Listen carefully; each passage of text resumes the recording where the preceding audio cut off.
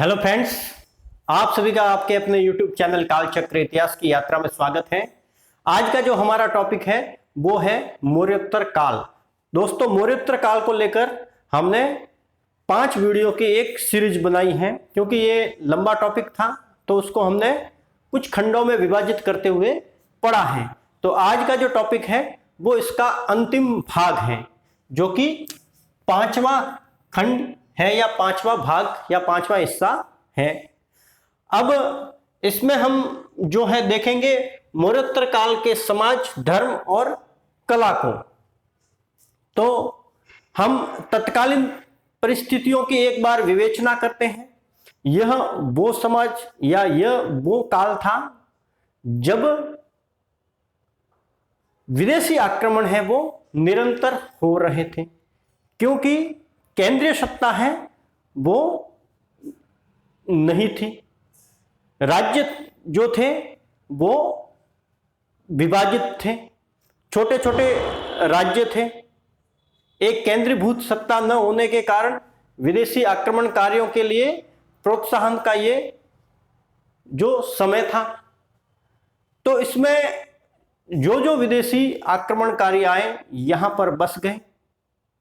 समय के साथ में उन्होंने भारतीय रीति रिवाज और परंपराओं को भी अपनाया, यहाँ के धर्म और संस्कृति को भी अपनाया, और एक समय के बाद में वो इस भारतीय समाज में ऐसे विलीन हो गए या उनका विलीनीकरण या आत्मसातीकरण ऐसा हो गया कि आज हम यह नहीं पहचान सकते कि कौन से जो लोग हैं वो कुषाणों के वंशज हैं या हिंद यूनानियों के वंशज हैं या शकों के वंशज हैं।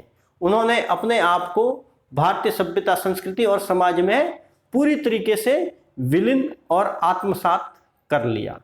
लेकिन तत्कालीन परिस्थितियों की बात करें तो जब ये लोग आए थे नए नए, तब भारतीय समाज में एक तनाव का माहौल बना था, क्योंकि भारतीय समाज जो था वो वर्णाश्रम व्यवस्था पर आधारित था।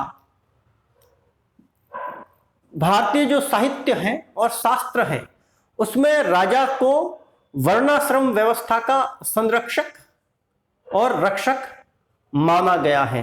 अर्थात राजा से यह कामना की जाती है या यह उसका एक पुनीत कर्तव्य माना जाता है कि वो अपने राज्य में वर्णाश्रम व्यवस्था को बनाए रखें और अपनी प्रजा में वर्णाश्रम व्यवस्था का प्रचार करें, और जो वर्णाश्रम व्यवस्था के विरोध में जाता है या कार्य करता है उसको दंडित भी करें। तो वर्णाश्रम व्यवस्था क्या है, पहले उसकी बात करते हैं।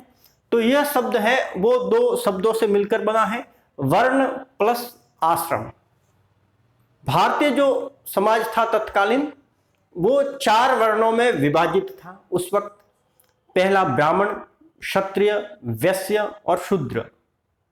इन चारों के कार्य भी निर्धारित किए हुए थे। हालांकि उनके कार्यों को इधर उधर भी किया जा सकता था या आपातकालीन परिस्थितियों में वो एक दूसरे के कार्यों को अपना भी सकते थे। कहने का तात्पर्य यह है कि ज्यादा कठोरता नहीं थी, लेकिन लोगों से या प्रजा से एक यह आशा की जाती थी कि वो वर्णाश्रम व्यवस्था को बनाए रखेंगे। तो वर्ण में 4 वर्ण हो गए। फिर आश्रम भी 4 होते थे। पहला गृहस्थ आश्रम, पहला ब्रह्मचर्य आश्रम, दूसरा गृहस्थ आश्रम, तीसरा वानप्रस्थ आश्रम और चौथा जो होता था वो संन्यास आश्रम होता था। व्यक्ति के जीवन को सामान्यतः 100 वर्ष का मानते हुए ये चारों आश्रम हैं वो 25-25 वर्ष के विभाजित किए हुए थे, कि जो पहले 25 साल हैं जो ब्रह्मचर्य आश्रम था उसमें व्यक्ति है वो अपने व्यक्तित्व का विकास करेगा और शिक्षा का अर्जन करेगा और विभिन्न कलाओं को अर्जित करेगा। दूसरे में वो गृहस्थ आश्रम को चलाएगा जिसमें विवाह करेगा, संतानोत्पत्ति करेगा और अपने माता पिता और परिवारजनों का पालन पोषण संपोषण करेगा। उसके बाद में वानप्रस्थ आश्रम होता था, वो सन्यास का एक पूर्व रूप होता था, जिसमें सन्यास के लिए व्यक्ति है वो तैयार होता था। और अंतिम जो होता था वो सन्यास होता था, जिसमें व्यक्ति है वो अपने आप को समाज कल्याण के लिए और ईश्वर के लिए समर्पित कर देता था। तो यह जो आश्रम व्यवस्था थी वो समाज को सुचारू रूप से और अच्छे ढंग से चलाने के लिए हमारे जो विद्वान पूर्वज थे, ऋषि महर्षि थे, उन्होंने बनाई हुई थी।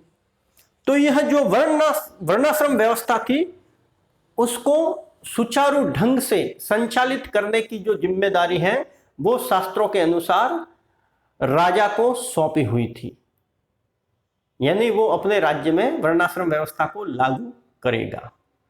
अब चूंकि जो बाहरी लोग आए थे, विदेशों से आए थे, जो कि इस समाज का हिस्सा नहीं थे, वो जब बड़ी भारी संख्या में यहां आए तो एक सामाजिक तनाव की स्थिति है वो उत्पन्न हो गई। पहले तो वो वर्णाश्रम व्यवस्था से बाहर थे, लेकिन जैसे ही उन्होंने भारतीय समाज, संस्कृति और धर्म को अपनाया तो उनको फिर कौन से वर्ण में स्थान दिया जाए, यह भी एक दुष्कर कार्य था, या इस पर भी ध्यान देना जरूरी था कि उनको किस वर्ण में अपनाया जाए। तो वहां एक व्यवस्था उभर कर आती है वर्ण संकर की,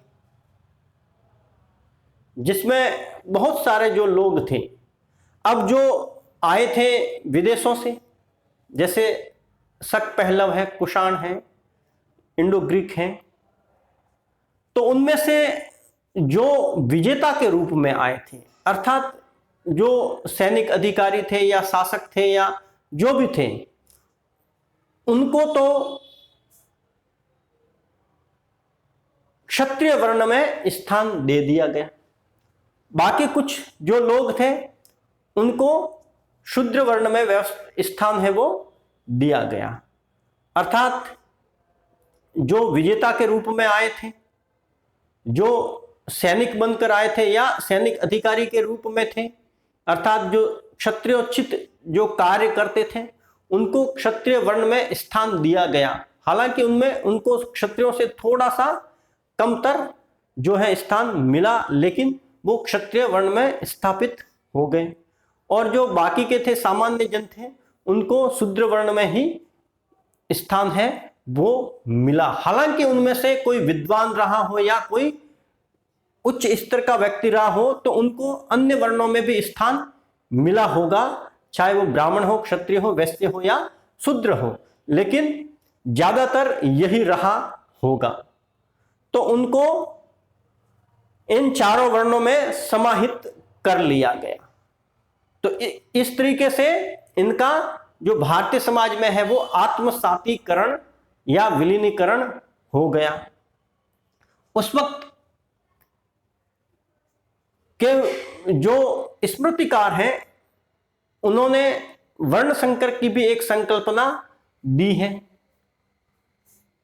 और दो प्रकार के विवाह जिनसे वर्ण संकरों की उत्पत्ति मानी है वो है अनुलोम और प्रतिलोम विवाह।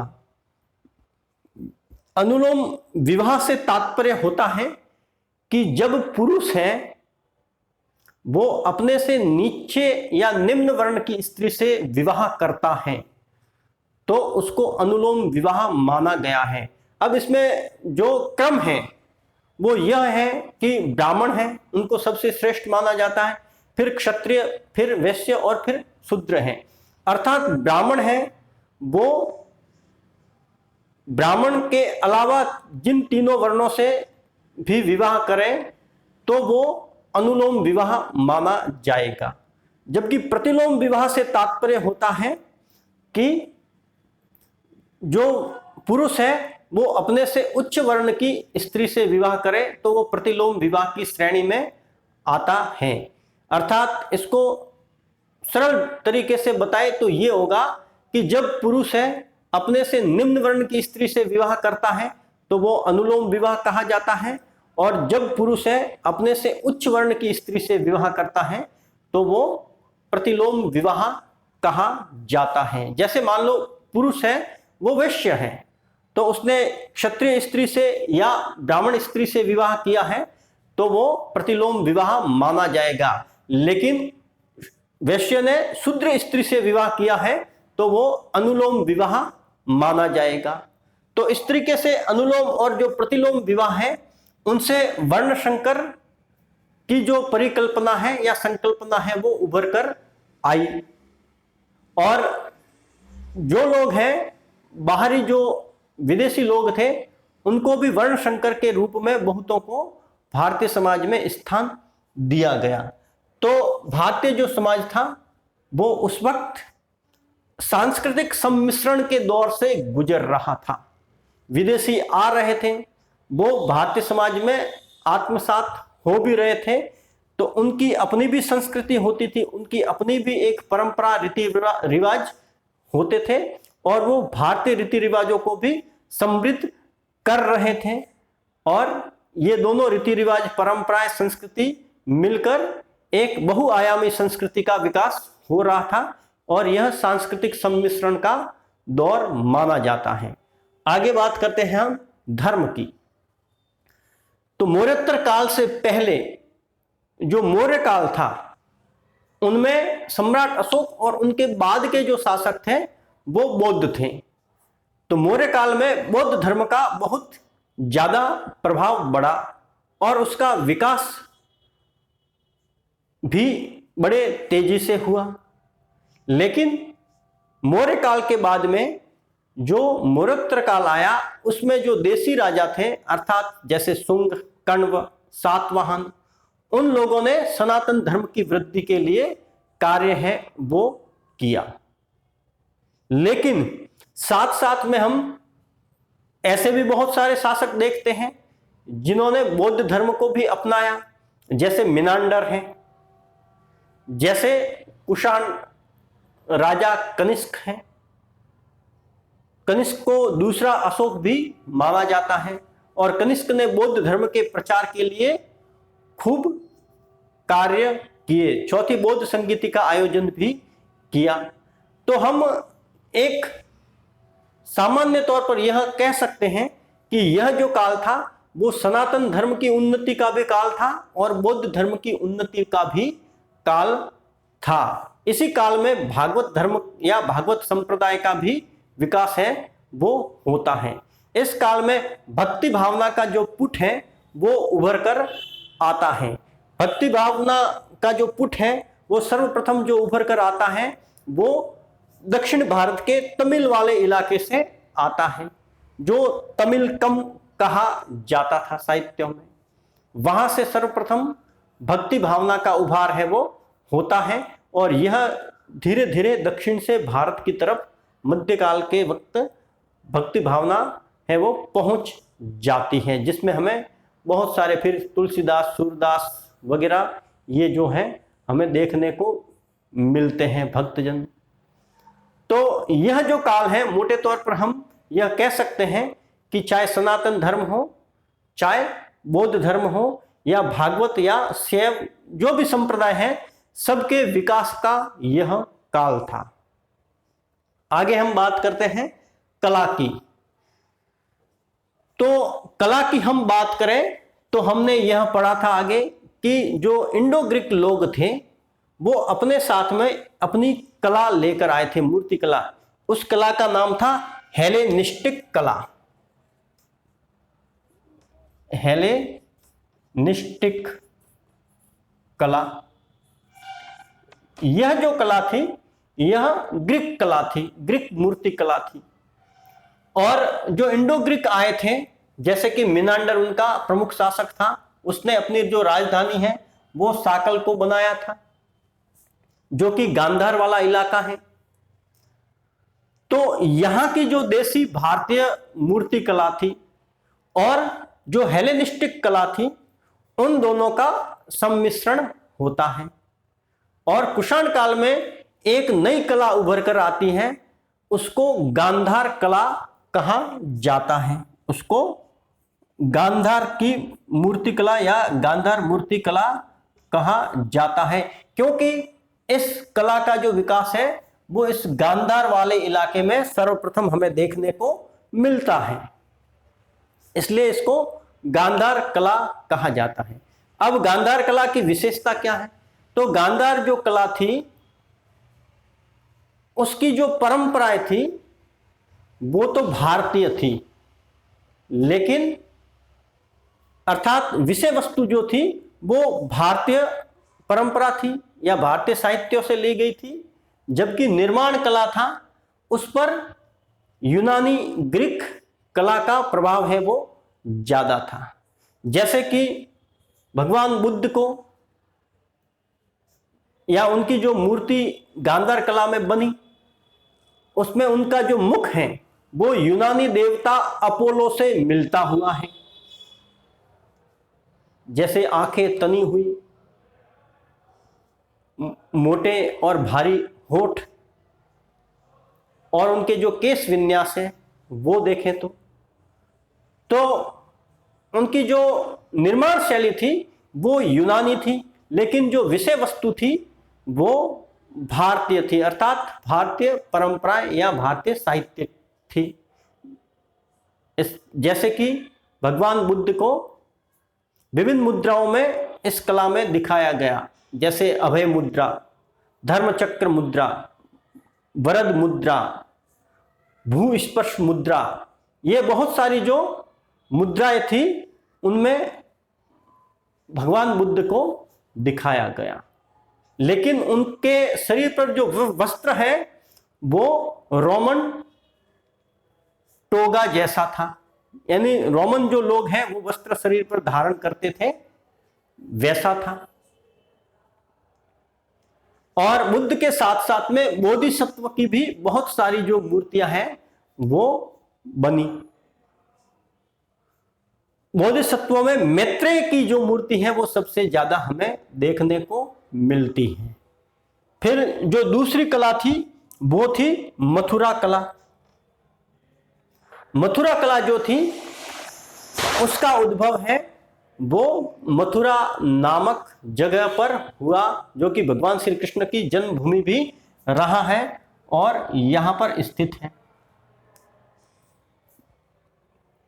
मथुरा कला में पहली जो मूर्ति है वो भगवान महावीर की, जो कि जैन धर्म के प्रवर्तक थे, उनकी बनी। इनकी विषय वस्तु भी भारतीय होती थी और निर्माण शैली भी भारतीय ही थी, अर्थात यह विशुद्ध भारतीय मूर्ति कला थी। बाद में बुद्ध की भी बहुत सारी जो मूर्तियां हैं वो मथुरा शैली में बनी। जो गांधार शैली थी वो यथार्थवादी थी, जबकि मथुरा शैली थी वो आदर्शवादी थी, उसमें भावुकता है वो प्रबल थी। तो आज का जो हमारा टॉपिक है वो यही समाप्त होता है। मौर्योत्तर काल जो है वो यही समाप्त होता है। आपको हमारा वीडियो पसंद आया है तो उसको सब्सक्राइब जरूर करें। ठीक।